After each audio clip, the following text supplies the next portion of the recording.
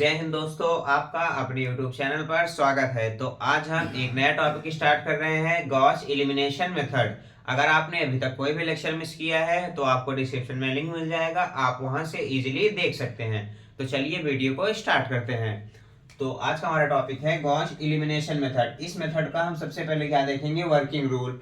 तो इसका working rule देखिए, हमारे पास 4 से 5 मेथड होते हैं। तो हम फर्दर लेक्चर में वन बाय वन सॉल्व करेंगे। इस लेक्चर में हम कवर करेंगे गॉस एलिमिनेशन मेथड। तो सबसे पहले हम देखते हैं इसका वर्किंग रूल। तो हमें एक सिमल्टेनियस इक्वेशन गिवन होगा, उस इक्वेशन को हम क्या करेंगे, मैट्रिक्स फॉर्म में डिनोट करेंगे। जब हम उस इक्वेशन को मैट्रिक्स फॉर्म में डिनोट करेंगे, देखिए ए की value A X equal to B. तो ए की वैल्यू हमने लिख दिया। फिर हमें देखिए ए की वैल्यू क्या होती है, यहाँ से जो एक्स का कोएफिशिएंट होगा, वाई का कोएफिशिएंट होगा और जेड का कोएफिशिएंट होगा, उसको हम एज इट एज यहाँ पे लिख देंगे। उसके बाद एक्स हमें क्या क्या इसमें देखिए एक्स वाई जेड की वैल्यू में फाइंड करनी है। तो एक्स की वैल्यू एक्स वाई जेड और बी की वैल्यू हमारे पास है B one B two B three, B one B two B three. उसको हमने इस टाइप में रिप्रेजेंट किया। उसके बाद देखिए इस टाइप का करने के बाद हम क्या करेंगे, एक करेंगे argument matrix C equal to A अनुपाते बी। या तो हम इस देखिए आपको कई कई बुक में, किसी बुक में A dot B double dot होगा फिर बी लिखा होगा, या तो ए ये स्लैश बी। इसको हम इस तरीके से भी रिप्रेजेंट कर सकते हैं। जब हमारा आर्गुमेंटेड मैट्रिक्स को देखिए A11 A12 A13 double dot B1, फिर ऐसे हमने लिख दिया। अब क्या करेंगे, हम इस मैट्रिक्स को, जो हम इस मैट्रिक्स को लिखेंगे उसको हम क्या करेंगे, रिड्यूस करेंगे एक अपर ट्रायंगुलर मैट्रिक्स। अपर ट्रायंगुलर मैट्रिक्स क्या होता है, देखिए कोई ये हमारा मैट्रिक्स है, मान चलिए 1 2 3 0 2 1 0 0 3। ये क्या है, ये हमारा ये अपर ट्रायंगुलर मैट्रिक्स है। देखिए इसका जो डायगोनल एलिमेंट है, डायगोनल एलिमेंट के जो नीचे आएगा उस पूरी वैल्यू को हमें क्या करना है, जीरो करना है। और अपर वैल्यू जीरो हो या हो ना हो, उससे हमें कोई इफेक्ट नहीं पड़ता। तो हमें क्या करना है, डायगोनल एलिमेंट के जितने नीचे एलिमेंट होंगे उस एलिमेंट को हमें जीरो करना है। इसी को हम कहते हैं अपर ट्रायंगुलर मैट्रिक्स। तो हमने क्या किया, यूजिंग रो ट्रांसफॉर्मेशन। इसमें हमें ये ध्यान देना है कि सिर्फ हमें रो ट्रांसफॉर्मेशन अप्लाई करना है, कॉलम हमें अप्लाई नहीं करना है। तो हमने क्या क्या किया, इसको अपर ट्रायंगुलर मैट्रिक्स में जनरेट किया। उसके बाद हम क्या करेंगे, the corresponding system of equation are, इस जो हम सॉल्व कर लेंगे इसके करस्पॉन्डिंग हमारा जो सिस्टम ऑफ इक्वेशन बनेगा, a11x plus a12y plus a13z equal to b1, ये बन जाएगा। तो यहां से हम क्या, by using back substitution we get, हम इसमें क्या करेंगे, बैक सब्स्टिट्यूशन अप्लाई करेंगे। वहां से क्या करेंगे, z की वैल्यू, y की वैल्यू, x की वैल्यू फाइंड कर लेंगे। तो ये होता है इसका वर्किंग रूल। आई होप आपको यह समझ में आया होगा कि इसका वर्किंग रूल कैसे होता है। तो अगर आपको अभी तक ये नहीं समझ में आया तो आपको हम एक एग्जाम्पल से समझा रहे हैं, तो आपको ज्यादा समझ में आएगा। तो आप इसे नोट करिए, तब हम आपको एक एग्जाम्पल से समझाते हैं तो आपको ज्यादा समझ में आएगा। Please noted. तो देखिए ये हमें क्वेश्चन दिया है, इस क्वेश्चन को हमें सॉल्व करना है गॉस एलिमिनेशन मेथड से। तो हम क्या करते हैं, हमने अभी देखा वर्किंग रूल में, सबसे पहले हम क्या करेंगे, इस सिमल्टेनियस इक्वेशन को हम एक मैट्रिक्स फॉर्म में रिप्रेजेंट करेंगे। तो ए एक्स इक्वल टू बी। तो ए की यहाँ पे ए की वैल्यू देखिए, एक्स का कोफिशिएंट क्या है यहाँ पे 1, वाई का 3 और जेड का 2, फिर 2 4 -6 1 5 3 और एक्स वाई जेड, और b की वैल्यू है हमारे पास 5 -4 10। तो हमने वर्किंग रूल के हिसाब से इस स्टेप को फॉलो कर लिया। अब हम क्या करेंगे, इस वैल्यू को हम एक आर्गुमेंट फॉर्म में रिप्रेजेंट करेंगे। तो आर्गुमेंट फॉर्म क्या होता है, तो c equal to a double dot b, या तो आपको किसी बुक में ये मिल जाएगा, नहीं तो आपको ये मिल जाएगा। तो दोनों सेम ही है। इसको इस तरीके से भी डिनोट करते हैं और इसको इस टाइप से भी डिनोट करते हैं। तो इसको चलिए लिखते हैं।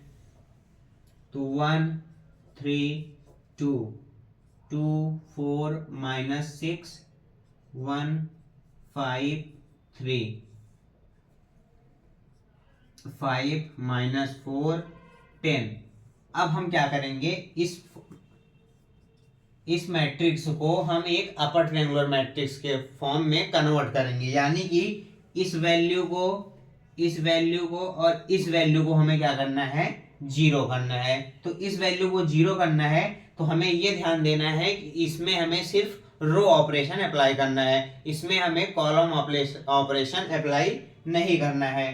तो देखिए अब एक बार इसको हम फिर से यहाँ पे लिख लेते हैं, 1 3 2 2 4 -6 1 5 3 5 -4 10।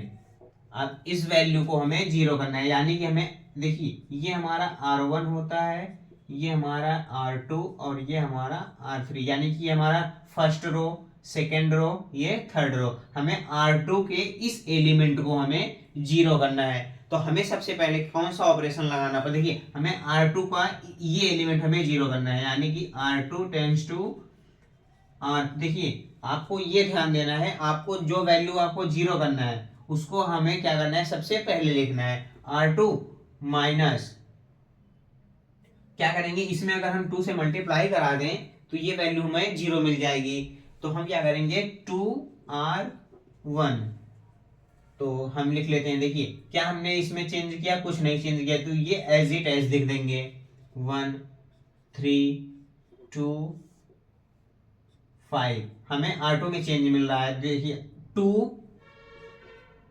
माइनस 2R1, इसमें जब हम 2 से मल्टीप्लाई करा देंगे तो यहाँ पे 2 हो जाएगा, तो 2 - 2 0, ये 4 है, 4 माइनस इसमें जब 2 से मल्टीप्लाई करा देंगे तो यहाँ पे आएगी वैल्यू हमारे पास 6, तो 4 - 6 यहाँ से हमें मिल जाएगी माइनस का 2।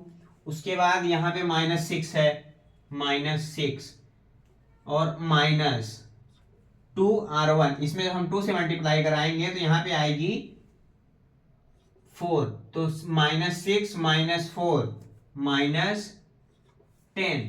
उसके बाद यहाँ पे हमारे पास ऑलरेडी माइनस में है, तो -4, जब इसमें 2 से मल्टीप्लाई करा देंगे तो यहाँ से -10, तो माइनस माइनस प्लस, तो यहाँ से हो जाएगा -14। तो इसको हम एज इट एज लिख देंगे। आप चाहें तो इसको देखिए, अब क्या करेंगे, इस वैल्यू को जीरो करना है, तो इस वैल्यू को जीरो करने के लिए हम क्या करेंगे, R3 माइनस R1। देखिए R3 इस वैल्यू को हमें जीरो करना है, तो इस वैल्यू को जीरो करने के लिए अगर हम इसमें से माइनस कर दें तो यहाँ पे 1 है, 1 - 1 हमें क्या मिल जाएगा, जीरो मिल जाएगा। तो कर देखते हैं, देखिए हमने इसमें भी कोई चेंज नहीं किया है, इसमें भी कोई चेंज नहीं किया है, सिर्फ हमने क्या किया, R3 में चेंज किया है, तो R1 और R2 हमारा एज इट एज आ जाएगा। तो 1 3 2 5 0 -2 -10 -14, तो इसमें हमें अब चेंज हुआ है, तो ये 1, देखिए यहाँ पे 1 - 1, तो ये वैल्यू हमें जीरो मिल गई। यहाँ पे हमारे पास क्या है, 5 और यहाँ पे हमारे पास है 3, तो 5 - 3, तो यहाँ से हमें वैल्यू मिल जाएगी 2। यहाँ पे 3 है, 3 - 2, तो यहाँ से हमारी वैल्यू 1। यहाँ पे 10 है, तो 10 माइनस ये वैल्यू हमारे पास क्या है, 5, तो यहाँ से हमें वैल्यू मिल गई 5। हमें इसमें कुछ भी नहीं करना है, सिंपली हमें क्या करना है, R2 को हमें देखिए इस वैल्यू को जीरो करना है, इस वैल्यू को जीरो करना है और इस वैल्यू को जीरो करना है। तो इसमें हमने क्या किया, रो ऑपरेशन अप्लाई किया। जब हम इसमें रो ऑपरेशन अप्लाई करेंगे तो आपको ये ध्यान देना है कि इसके साथ साथ इसमें भी हमें वो चेंजेस करने पड़ेंगे, इसमें हमें कॉलम ऑपरेशन का अप्लाई नहीं करना है। तो ये वैल्यू आ गई। उसके बाद हम क्या करेंगे, इस वैल्यू को जीरो करना है। तो इस वैल्यू को जीरो करने से पहले हम R2 को थोड़ा सिंप्लीफाई कर लें। अगर हम यहाँ पे -1/2 से डिवाइड कर दें तो ये पूरी वैल्यू हमें क्या मिल जाएगी, देखिए ये माइनस का सिंबल हट जाएगा। तो हम क्या करते हैं, इसमें हम माइनर चेंजेस करते हैं। तो हम R2 में जब कुछ चेंज करेंगे, देखिए -1/2 R2, हम क्या करेंगे, 2 से इस वैल्यू को डिवाइड कर देंगे। तो यहाँ पे हमें वैल्यू मिल जाएगी 1 3 2 5। ये देखिए R3 को हमने चेंज नहीं किया, तो R3 को भी लिख देते हैं एज इट एज 1 5। जब हम इसको सिंप्लीफाई करेंगे तो यहाँ से देखिए ये माइनस का 2 है, जब हम इसमें मल्टीप्लाई कराएंगे -1/2 से, तो ये माइनस माइनस प्लस हो जाएगा, 2 से 2 कैंसिल, तो 1। फिर यहाँ पे आ जाएगा 5 और यहाँ पे आ जाएगा 7। तो आई होप आपको यह समझ में आ रहा होगा कि ये कैसे सॉल्व हो रहा। तो अब क्या करेंगे, हमें इस वैल्यू को भी जीरो करना है। तो इस वैल्यू को जीरो करने के लिए इसमें 1 से 2 देखिए, हमें R3 को जीरो करना, R3 के इस एलिमेंट को हमें जीरो करना है। तो हम क्या करेंगे, माइनस कर देंगे, इसमें जब हम 2 से मल्टीप्लाई करा देंगे तो ये वैल्यू हमें ऑलरेडी जीरो मिल जाएगी। तो 2R2 देखिए R3 माइनस 2R2 कर देंगे तो ये वैल्यू हमें जीरो मिल जाएगी। तो यहां पे हम लिखते हैं, अब आगे हमने पहले में कुछ नहीं चेंज किया तो उसको एज इट एज लिख देंगे 1 3 2 5 0 1 5 7। उसके बाद ये जीरो है ऑलरेडी, तो जीरो माइनस जीरो करेंगे तो जीरो आएगा। हमें इस यहाँ पे क्या है, 2 है, देखिए 2 माइनस 2R2, इसमें जब हम 2 से मल्टीप्लाई करा देंगे तो ये 2 आ जाएगा, 2 माइनस 2 0। उसके बाद यहाँ पे क्या है, 1 1, यहाँ पे हमारे पास 5 है, इसमें जब हम 2 से मल्टीप्लाई करा देंगे तो 1 माइनस यहाँ से आ जाएगा हमारे पास 10। तो जब हम इसमें करेंगे तो माइनस का हमारे पास आ रहा है -9। उसके बाद यहाँ पे 7 है तो 7 एज इट इज लिख दिया, कोई दिक्कत नहीं। यहाँ पे क्या है हमारे पास 5, इसमें से हम क्या करेंगे, जब 2 का मल्टीप्लाई कराएंगे तो -14 हो जाएगा। तो यहाँ से जब इसको हम सॉल्व करेंगे तो यहाँ से हमारी वैल्यू आ जाएगी -9। आई होप आपको यह समझ में आया होगा कि ये वैल्यू कैसे आई।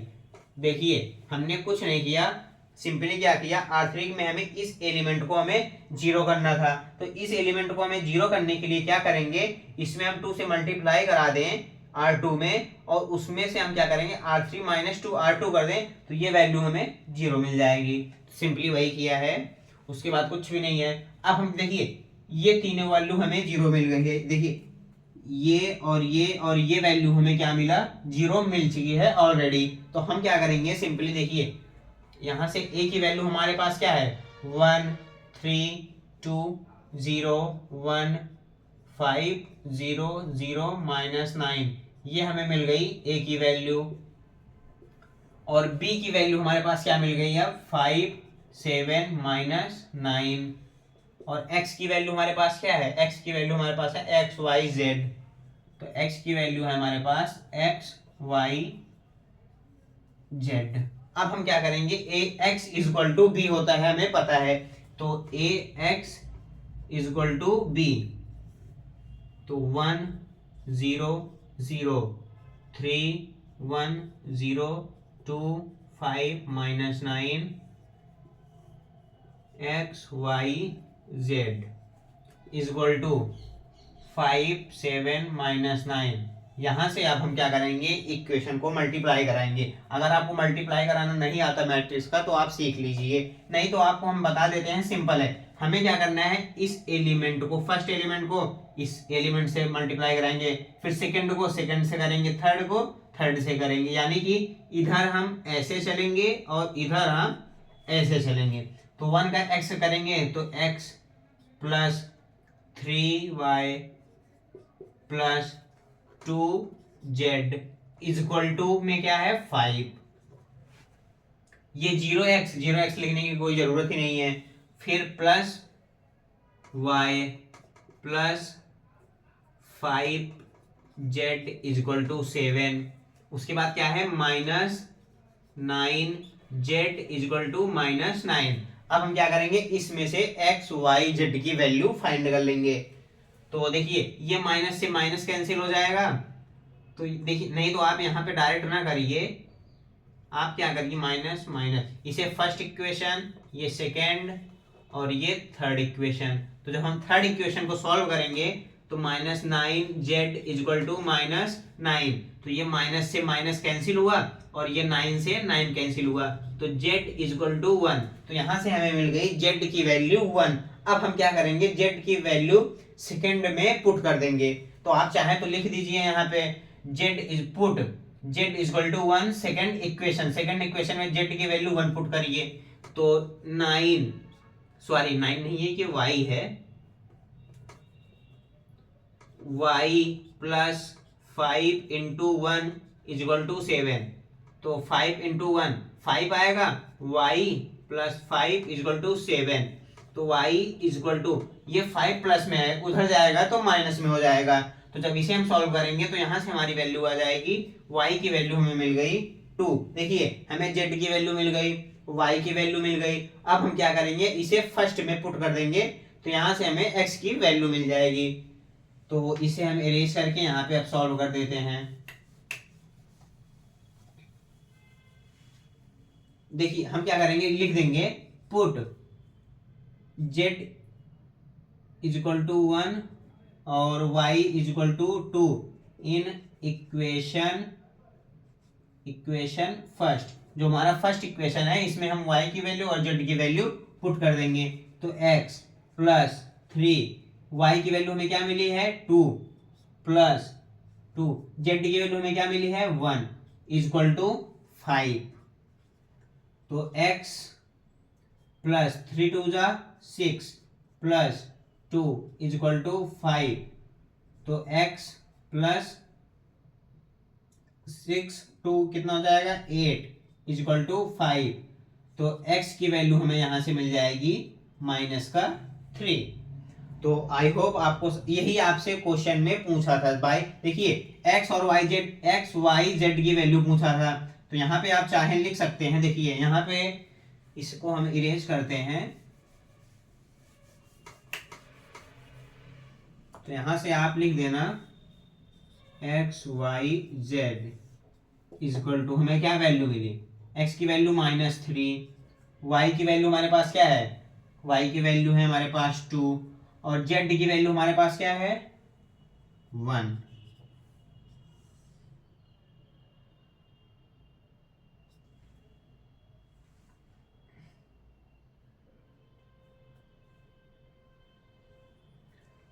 तो यहां से x y z की वैल्यू हमने फाइंड कर लिया, यही हमें क्वेश्चन में पूछा था। तो आई होप आपको यह समझ में आया होगा कि गॉस एलिमिनेशन मेथड में कैसे सॉल्व हम करते हैं कोई इक्वेशन। तो फर्दर लेक्चर में हम नेक्स्ट टॉपिक कवर करेंगे। तो अगर आपको वीडियो अच्छा लगा हो तो इसे लाइक जरूर करें। मिलते हैं नेक्स्ट लेक्चर में। Thank you.